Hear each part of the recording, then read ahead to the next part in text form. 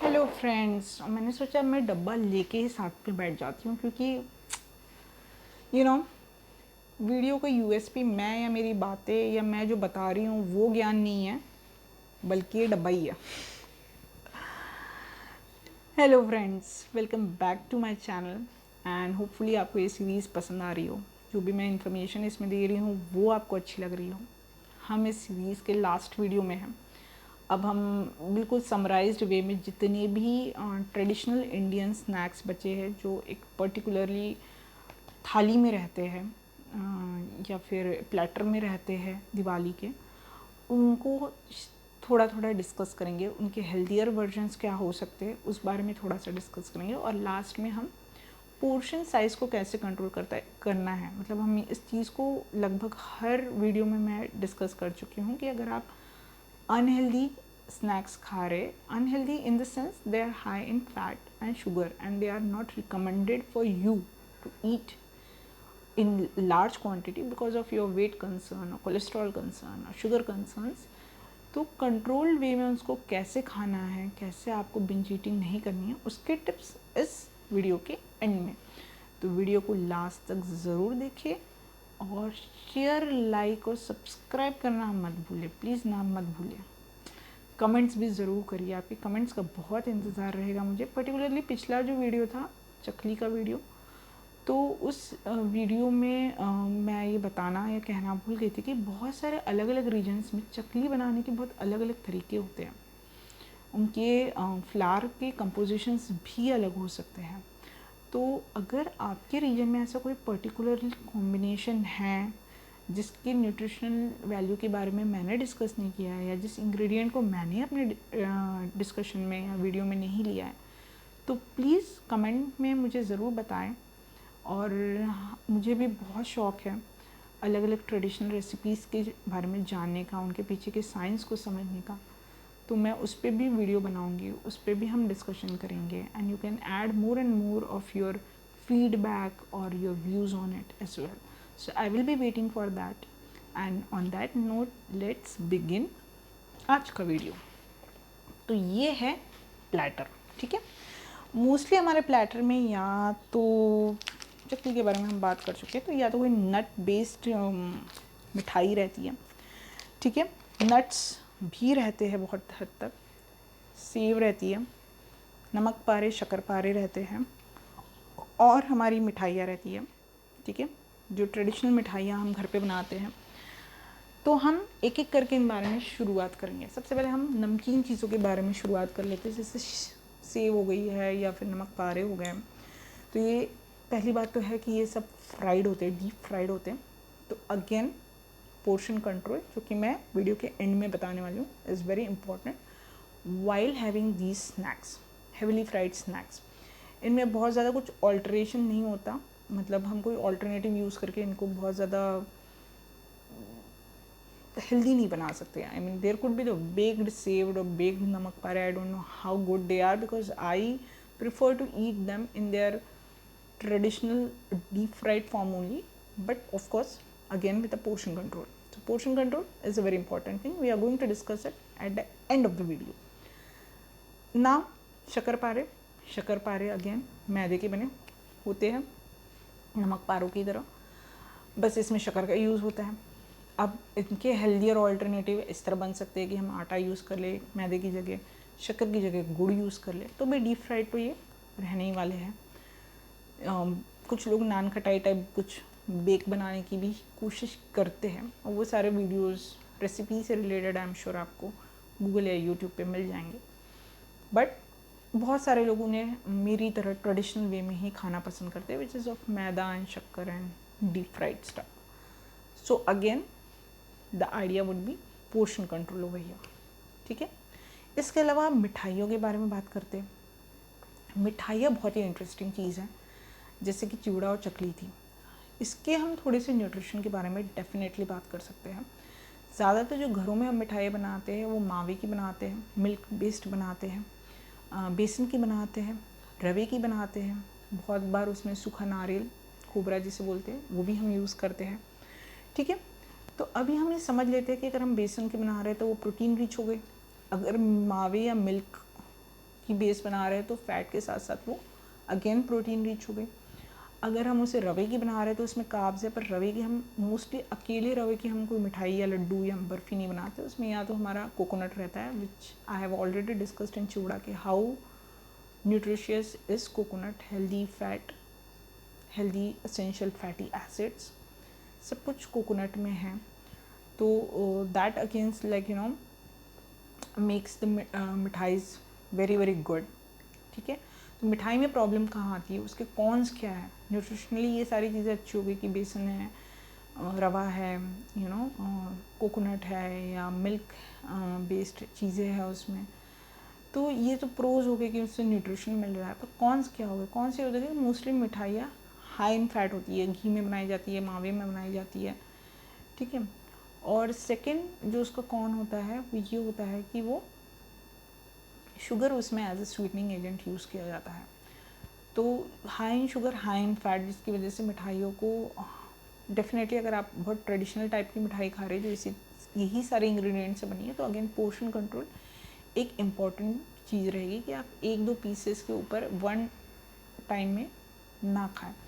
Healthier options definitely मिठाइयों के हम बना सकते हैं, हम नट्स यूज़ कर सकते हैं ज़्यादा क्वांटिटी में। मिठाइयों में नट्स यूज़ करेंगे तो high in good fat, high in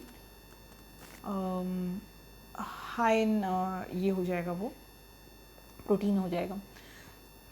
अगर हम शुगर की जगह उसमें गुड़ यूज़ कर रहे हैं, पाम शुगर यूज़ कर रहे हैं, तो अगेन हम शुगर का एक हेल्दियर ऑल्टरनेटिव उसमें यूज़ करें। हालांकि कैलोरीज वाइज या जिनको डायबिटीज़ है उनके ब्लड शुगर के वाइज ये फिर भी बहुत ज़्यादा रिकमेंडेड नहीं होगा, बट नॉर्मल लोगों के लिए if they want to avoid the sugar, gur is a very very good option.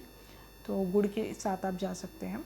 And इसके अलावा जो बहुत सारी मिठाइयों में हम जो खजूर होता है उसको भी एज अ स्वीटनिंग एजेंट या खजूर बेस्ड मिठाइयाँ जो होती हैं वो बना सकते हैं, which is again a very very good option for giving a sweet taste. It's also increases our iron level, तो वो भी बहुत अच्छी चीज़ है। और जैसे कि मैंने बताया था कि दिवालियाँ हमेशा एक कन्फ्लुएंस पे आती है, एक संगम पे आती है कि मानसून जाता रहता है, ठंड आती रहती है, तो ठंड से पहले हमें अपनी इम्यूनिटी बूस्ट करनी रहती है, हमें अपने एनर्जी लेवल्स बढ़ाने रहते हैं। स्पेसिफिकली जो दिवाली की भागदौड़ में हमारे एनर्जी लेवल्स कम हो चुके रहते हैं, उन एनर्जी लेवल्स को बढ़ाने के लिए मिठाई एक बहुत अच्छा रोल प्ले करती है।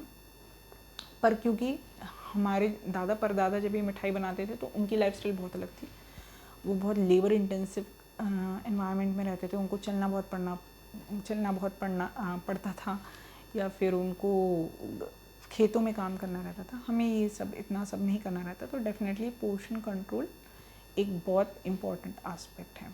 तो ये सारी हो गई सेवरीज़ या जो ट्रेडिशनल इंडियन स्नैक्स होते दिवाली के, उनके बारे में बातें। अब हम बात करेंगे पोर्शन कंट्रोल की, क्योंकि हम में से बहुत लोग जैसे कि मैं भी हूँ जो ट्रेडिशनल स्नैक्स उनको के ट्रेडिशनल वे में ही खाना पसंद करते हैं। मैं भी ना तो अपनी चकलियाँ कभी बेक करती हूँ, ना बहुत सारी चीज़ों से मैं मैदा हटाती हूँ, मैदा ही यूज़ रहता है मेरे इसमें, ना ही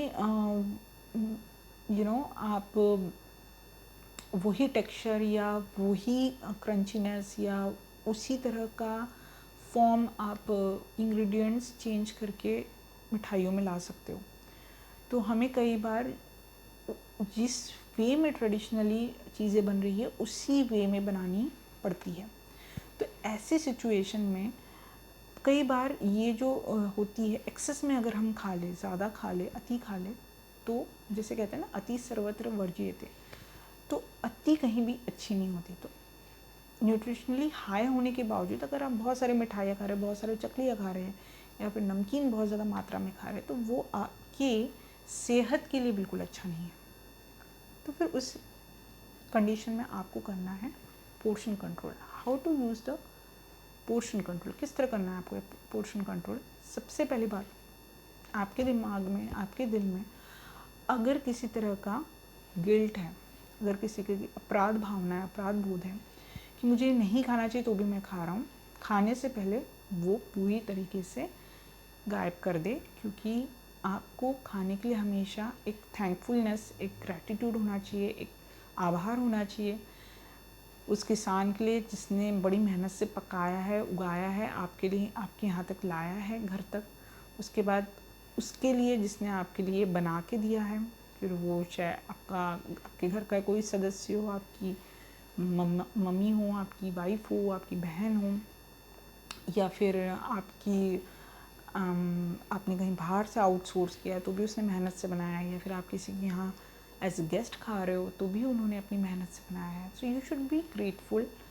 और ग्रेटफुल और गिल्ट, ये दो चीज़ें, ये दो भावनाएं एक साथ नहीं रह सकती, इसीलिए गिल्ट हटा दीजिए अपने मन से बिल्कुल।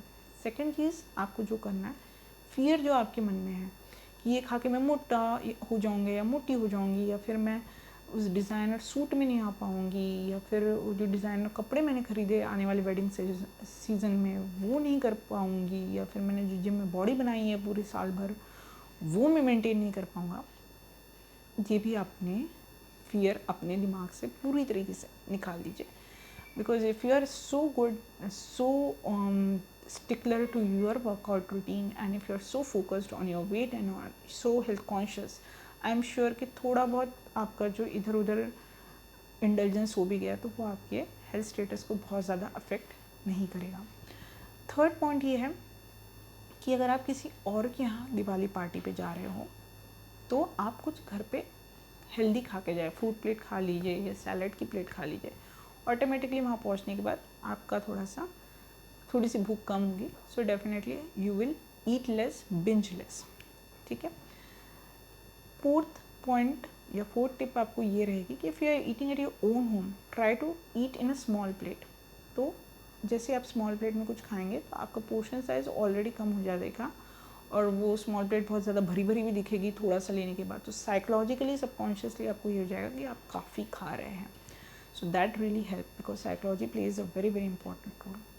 And fifth, the most important tip is that कि जब भी आप खाएं उसको आराम से बहुत अच्छे से चबा के आनंद लेके खाएं। बिल्कुल अंतिम कण जो होता है आपके भोजन का, उसका भी स्वाद अच्छे से ले। इसलिए मैंने आपको कहा कि गिल्ट और फियर, ये दो चीज़ें बिल्कुल नहीं रखना है, क्योंकि जब आप इतना एंजॉय करके खाएंगे, आप उसकी खाने की फील को आप फील करेंगे, अपने मुंह में टेस्ट को फील करेंगे, आप उसके टेक्सचर को फील करेंगे, तो आपको सेटिस्फेक्शन बहुत जल्दी मिलेगा। जो आपको 10 रसगुल्ले खाने के बाद या फिर 5-6 मिठाइयाँ उड़ाने के बाद या प्लेट भर नमकीन खाने के बाद मिल सकता था, वो आपको हो सकता है कि एक छोटी कटोरी नमकीन से या 2 चकली से या थोड़े से शक्कर या नमक पारे से भी मिल जाए।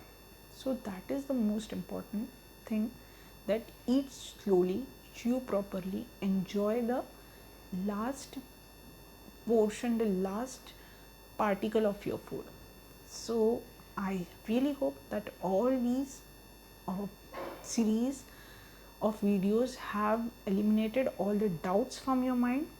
अब कोई डाउट आपके दिमाग में रहा नहीं होगा, आपको ये समझ में आया होगा कि हमारे जो पूर्वज हैं उनकी जो खाद्य संस्कृति है, परंपराएं हैं, जो एक विज्ञान था, वहाँ सोच थी उनकी खाने के चॉइसेस को लेके, या कब क्या खाना है, कितना खाना है, कैसे खाना है, किस तरह उसे पकाना है, वो एक बहुत ही साइंटिफिक बेस्ड के साथ थी, हमारे वेदर कंडीशंस को मैच करते हुए थी, और हम उन चीज़ों को आज भी कंटिन्यू कर सकते हैं। त्यौहार को उनके पारंपरिक रूप में आज भी एंजॉय कर सकते हैं।